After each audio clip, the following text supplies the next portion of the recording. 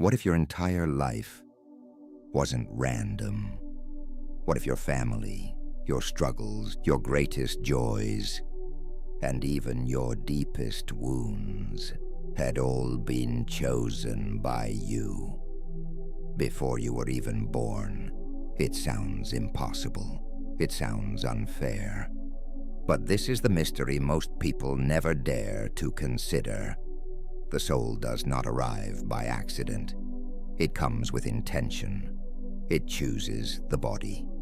It chooses the circumstances. It even chooses the challenges. Because hidden inside them are the lessons it came here to learn. And yet, when we arrive, we forget. We walk through childhood blind. We suffer without knowing why. We question our worth, never realizing that everything, even the pain, was part of the plan. But tonight, you're going to remember. You're going to see how your soul prepared for this life, why it chose this path, this family, these exact moments. And when you understand, you'll stop asking why me and begin asking what for. Because nothing in your story is random, not even this moment of you hearing these words. What if your life wasn't random? What if every person you met, every challenge you faced, every joy and every heartbreak had already been chosen by you? Not by accident, not by fate, but by your soul, long before your first breath. Many traditions teach that before incarnation, the soul gathers with guides, teachers, and elders of light. There, in the silence of eternity, it reviews the lessons still unfinished, the wounds that need healing, the shadows that must be faced. And then, with full awareness, the soul chooses. It chooses the family, the body, the circumstances that will shape its journey. Even the obstacles are selected with care, because what feels like pain in this life is often the very doorway to awakening. This is the mystery we so often forget. We are not victims of random existence. We are participants in a sacred design. Every birth is intentional. Every path is chosen. Every moment is part of the soul's unfolding story. Before birth, the soul does not choose blindly. It carries with it the weight of memory, the echoes of past lives, the unresolved lessons that ripple forward, like threads woven into the fabric of destiny. This is karma dash, not punishment, but continuity, the soul planting seeds in one life and harvesting them in the next. A betrayal left unhealed becomes an opportunity for forgiveness. A misuse of power returns as a chance to serve with humility. A love unfinished finds its way back through new faces, new circumstances, but the same deep pull of recognition. Karmic threads are not chains. They are invitations. They draw the soul toward what must be completed, so it may grow lighter, freer, more awake. This is why some people feel instantly familiar, why some challenges repeat themselves again and again, until the lesson is finally embraced. Nothing is random. The karmic design is precise, woven with care to give the soul exactly what it needs, to remember who it truly is. Of all the choices a soul makes before birth, none is more powerful than family. Because family is not a random. It is a contract, a sacred agreement sealed before time to meet again. To teach, to trigger, to heal, the soul may choose loving parents. To remind it of tenderness, or difficult ones, to awaken strength, it may be born into wealth or poverty, into harmony or conflict. Each choice carries its own lessons. Even siblings and partners are no accident. That brother who challenges your patience, that friend who feels like home the first moment you meet, that partner who breaks your heart, yet forces you to grow. Each one is part of the plan. Relationships are classrooms. Some are brief encounters, others lifelong commitments, but all of them mirror the soul's unfinished business. And when you see it this way, you stop asking, "Why me?" and begin asking, "What is this here to teach me?" Family is never just blood. It is karma. It is choice. It is soul recognizing soul, returning again and again to complete the lesson. If the soul could choose only comfort, it would never grow. This is why suffering is not an accident. It is chosen, not by the mind that resists it, but by the soul that understands its necessity. The illness that humbles, the loss that cracks open the heart, the betrayal that forces the search for truth. Each carries a hidden gift, though it often remains invisible until much later. Challenges are pressure, the fire that shapes the soul's raw metal into strength. They strip away illusions. They burn away attachments. They remind us that what is eternal cannot be broken. The ego cries, "Why me?" But the soul whispers, "Because this is how you awaken." And when you look back, you begin to see the pattern, that the darkest nights often became the turning points, that the deepest pain was also the doorway to light. The soul does not fear suffering. It embraces it dash, knowing that even wounds can become windows. And when you realize this, you stop fighting the lessons.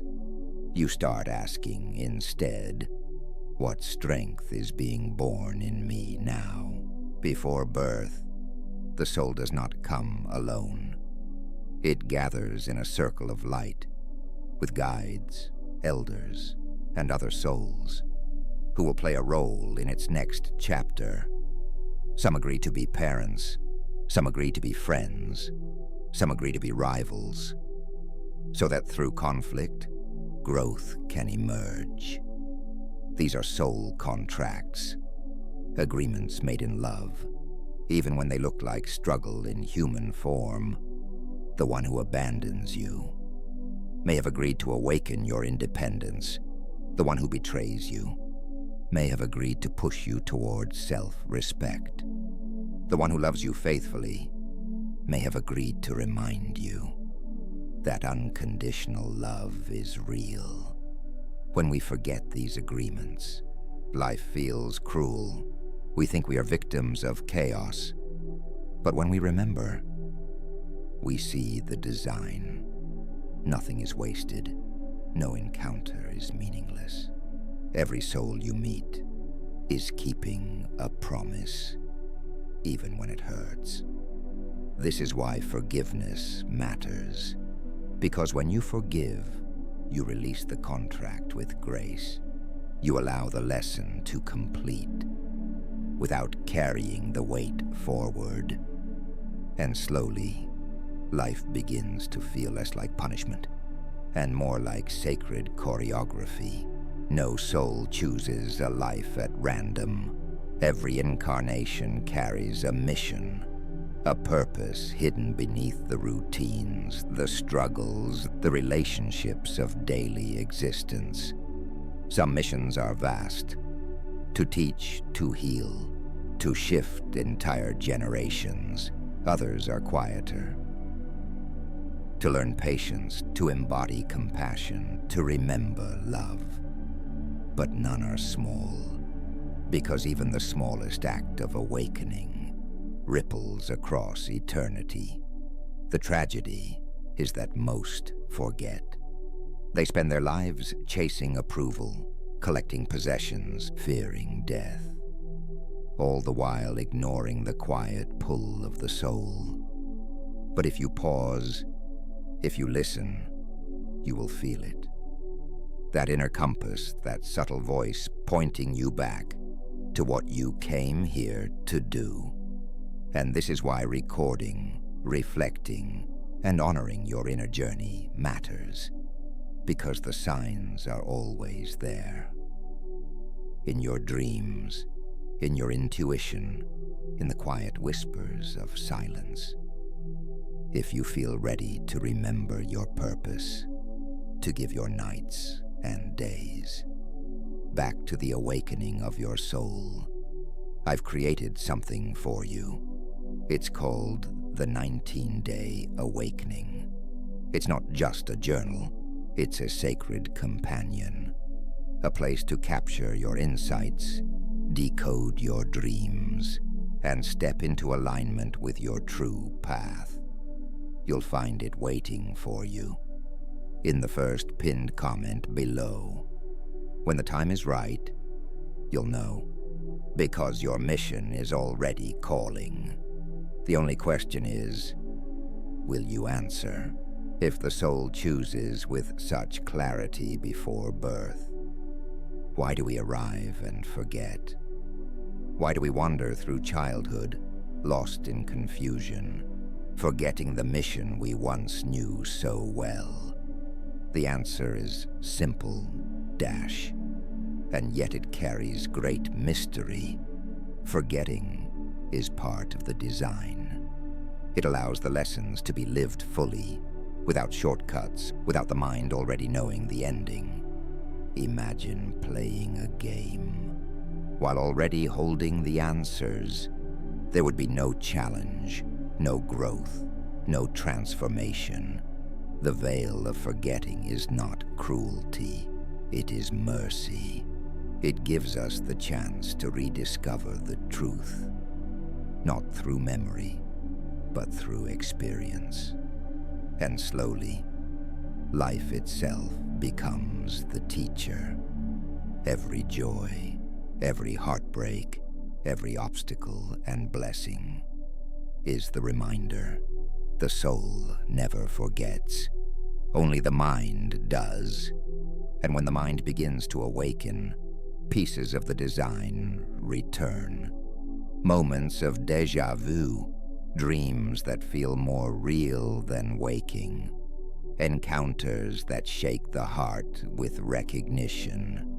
These are glimpses behind the veil, proof that the soul has never been lost. It has only been waiting for you to remember. The soul is patient. It waits for the moment when the mind is ready to remember.